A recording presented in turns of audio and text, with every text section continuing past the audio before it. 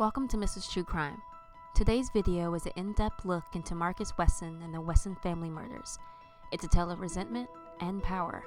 If you are triggered by anything dealing with incest, rape, or harm to children, feel free to click off this video. Perhaps check out my gaming channel, Retell Me Games, for some lighthearted content. If not, I'm Nicole. Let's get started.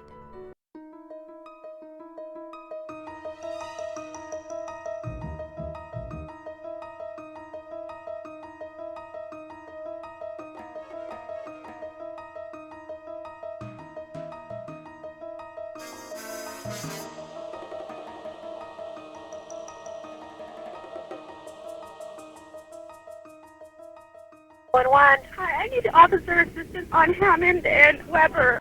This man hurt my daughter. He's going to try to take off with her, and I need officer's assistance right now. On March 12, 2004, police responded to what they thought to be a routine child custody dispute. I want my baby. I'm not leaving here without my baby. What's going on? I want my baby, Marcus. Ruby, I agree No, with then you. give it to me. Not under kidnapping conditions. The police were met by two women and a large African-American male with salt and pepper dreadlocks. He spoke calmly to everyone, too calmly. Agreeing to hand over the children, he said he wanted to say goodbye to them and disappeared inside. It took him 80 minutes to reemerge.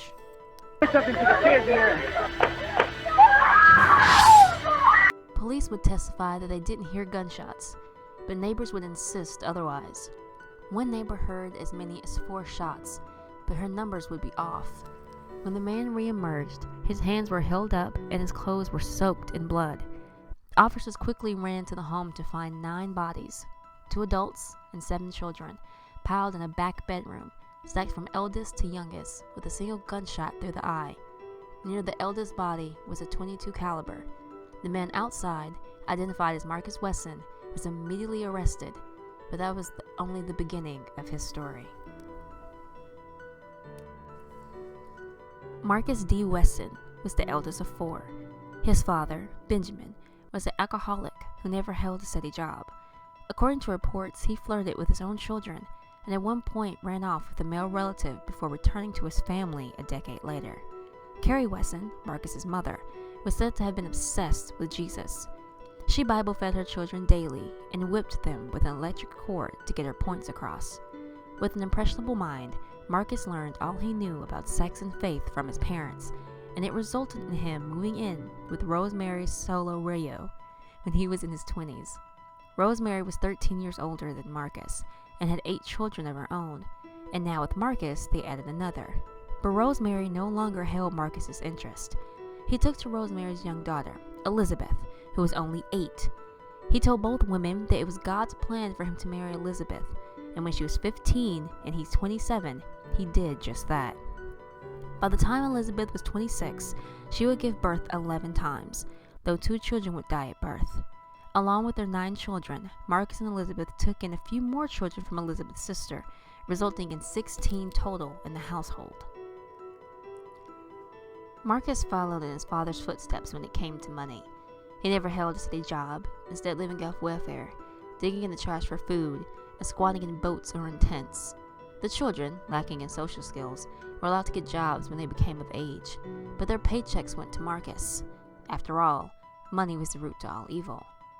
Middle daughter Gypsy said they lived in a boat for 4 to 5 months below deck. They weren't allowed above it in case of curious eyes finding out about them. She described it as feeling trapped.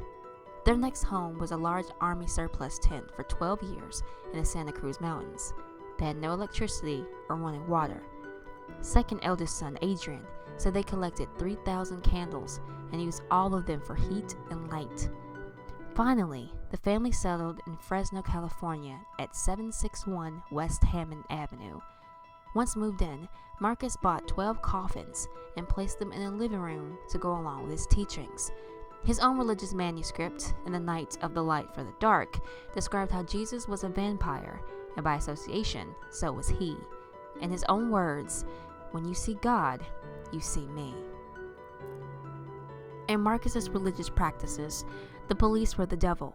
He warned his children of the day when a man with a badge would come to their door, and when that day came, the children had one job: murder-suicide. The eldest were to take the young ones to a room where they would line up to be killed and then take their own life. Marcus was to be the last one standing to tell their story. Along with these lessons, Marcus also taught the boys and girls had to be separated in case of sexual feelings. For the boys' teachings, it involved whips and sticks. For the girls, it involved what Wesson called loving.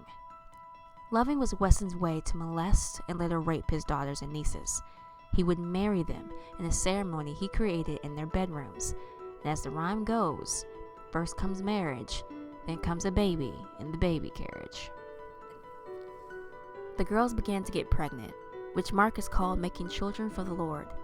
When interviewed in 2010, Gypsy said she felt that what he was doing was wrong, but eldest daughter Kiani said she didn't know it was wrong because it was all she's ever known. She told herself that it was okay because she was a surrogate for the Lord. Allegedly, Elizabeth didn't agree with the surrogates and wanted to stop it, but Marcus choked her until she obeyed. This wouldn't be the last of Marcus's violence. In addition to his whips and sticks with his sons, he would also beat them for doing anything without his blessing. He once beat youngest son Serafino for 30 days straight for stealing a spoonful of peanut butter. In addition, he beat niece Ruby for talking to another boy. Dating was forbidden in the Wesson household. Eventually, Ruby and her sister Sophia, who both mothered children with Wesson, ran away from the compound, leaving their children behind. They began a relatively normal life, and it was through their adventures in the outside world that the two discovered what was being done inside the Wesson's house wasn't natural, so they went back to the house they swore they never returned to for their children. The neighborhood didn't think much of the Wesson family prior to March 12, 2004. They just thought they were a quiet, well-behaved family. The only issue was that Wesson had a large school bus and was living in an old office building, which city officials declared wasn't a good fit for a family, so the Wessons were ordered to leave. Marcus already had an idea for their next location, Washington, but he wouldn't get a chance to take his family anywhere. Ruby and Sophia arrived at the house to get their children Avi and Jonathan, respectively, who were both 7. But when the women inside refused to give up the children, shouting at them, while Marcus blocked their entrance inside. The sisters called the police, and at 2:30 p.m., they arrived, trying to piece together the situation and how to assist. Without a warrant or an invitation, the Fresno police remained outside while Marcus left them for over an hour, only to return with devastation. The victims, in chronological order, were Sabrina, 25, Lise, 17, Illabelle, 8, Avi, 7, Jonathan, 7, Ethan, 4, Sedona, 2, Marshy, 2, and Java, 1. Illabelle and Java were Kiani's children. Marshy was Sabrina's son, and Ethan and Sedona belonged to another niece named Rosa. Sabrina and Lise were Marcus's children with Elizabeth. In court, Marcus and his defense argued that Sabrina pulled the trigger before turning it into herself. Her fingerprints weren't found on the weapon, but her DNA was. Still, the court ruled that Marcus coerced his family into a murder-suicide pact and was just as responsible for their murders. In 2005, he was convicted of 9 counts of first-degree murder and 14 counts of forcible rape and molestation and was sentenced to death. He currently sits on death row in San Quentin State Prison. The same year, Rosa Solorio sold the property, and in July 2006, the house was torn down. In 2016, the property was sold to California to be a part of a high-speed rail project. The 7 surviving children, who were either not in the home or had run away, had moved on with their lives, and at the time and distance had realized that their father wasn't a god as he once claimed. 5 of the surviving children did an interview in 2010 showcasing their new lives. Eldest son Dorian was starting his own family, but unfortunately 3 years later died from cancer. Adrian was a fitness trainer in California. Kiani has started a family of her own and now had a daughter named after journalist Alyssa Sophias, who took in the majority of the Wesson family. Gypsy became the first person in the family to obtain a college degree, and Serafino was working as a security guard wanting to become a cop. Marcus Wesson played God and wanted to control his family until his last breath, but it seems the prison system now controls him. I'm Mrs. True Crime, and remember to be kind, be loud, be aware. For more information about Marcus Wesson and the Wesson family, why not check out some of these awesome links? And if you like what you saw and heard today, why not drop a like and a comment? Maybe subscribe while you're here? I make new videos every Tuesday and Friday, and you don't want to miss what's in store.